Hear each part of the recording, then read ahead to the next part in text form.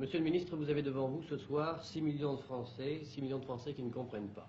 Ils ne comprennent pas comment l'Algérie, quelques jours après son accession à l'indépendance, est arrivée à une situation que l'on qualifie aujourd'hui de chaotique et que beaucoup de nos confrères comparent à celle qui se trouvait, qui animait le Congo il y a déjà quelque temps. Je voudrais vous demander, en première question, les origines profondes de cette crise. Je dirais tout d'abord que la situation ne ressemble pas du tout à ce que nous avons vu au Congo. C'est exagéré que de dire que c'est chaotique. Je dis tout simplement que c'est une crise qui concerne un cadre, le cadre dirigeant de notre révolution. C'est donc très restreint. Cela a pour origine la désignation d'un bureau politique décidé à Tripoli à la suite d'un vote à l'unanimité d'un programme qui lui-même se référait à la désignation d'un bureau politique. La procédure qui a été engagée n'a pas pu être menée jusqu'au bout, à la suite d'un incident qui a fait que le Conseil de la Révolution s'est séparé avant la fin des travaux.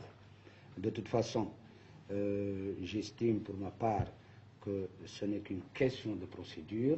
Nous, personnellement, je suis venu à Paris après être passé par Alger, où j'ai vu à peu près tous les responsables de notre révolution. Mes entretiens avec eux me permettent de dire que cette crise va être surmontée très prochainement et au courant de la semaine prochaine, c'est-à-dire vers jeudi ou vendredi au plus tard, le bureau politique s'installera à Alger pour prendre ses responsabilités et essayer d'assainir définitivement la situation. Et mettre l'Algérie sur les rails. Évidemment.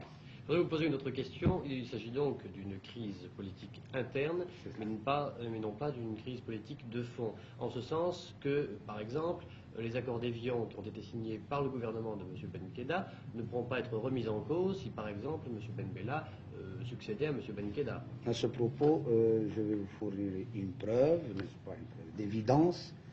Les accords d'Évian n'ont été signés par le GEPRA qu'après avoir été signés par ceux qui se trouvaient à Ounoua, dont M. Ben Bella. Et vous-même. C'est-à-dire, et moi-même évidemment, c'est-à-dire avant la rectification définitive des accords d'Évian par le CNRA, ce furent, et les premiers, ce sont les 5 qui se trouvaient à Ounoua qui les avaient signés. C'est, je crois, une preuve assez matérielle pour dire que ce n'est pas M. Ben Bella qui remettra en cause, n'est-ce pas, les accords d'Évian, bien au contraire.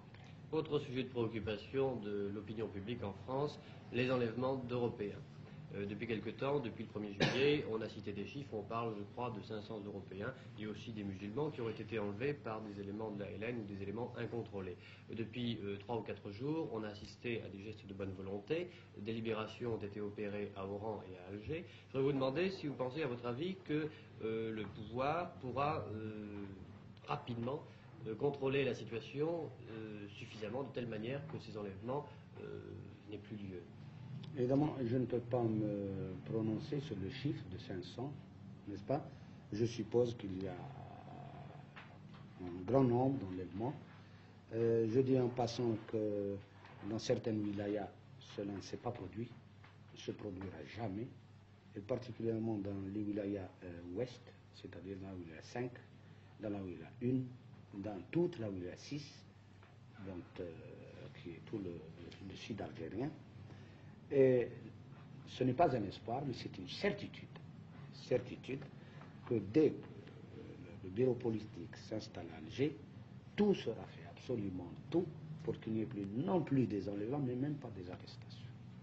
Même pas des arrestations. Un dernier mot Nous relatif. nous voulons, et je veux profiter de cette occasion pour dire à tout le monde en France que personnellement, c'est un message que je rapporte, un message qui je veux, n'est-ce pas, qui les tranquillise à ce propos et sur toutes les questions qui peuvent les préoccuper à l'heure actuelle.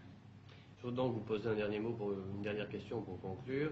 Vous pensez donc que la crise que traverse l'Algérie va être incessamment solutionnée? Oui, personnellement, je suis maintenant en mesure de dire que dès que le bureau politique s'installe à Alger, pratiquement la crise aura vécu. Et je viens d'avoir confirmation, j'en ai parlé avec nos amis qui se trouvent à Oran, d'accord pour que jeudi prochain, tout le monde se trouve à Alger. Monsieur le ministre, je vous remercie.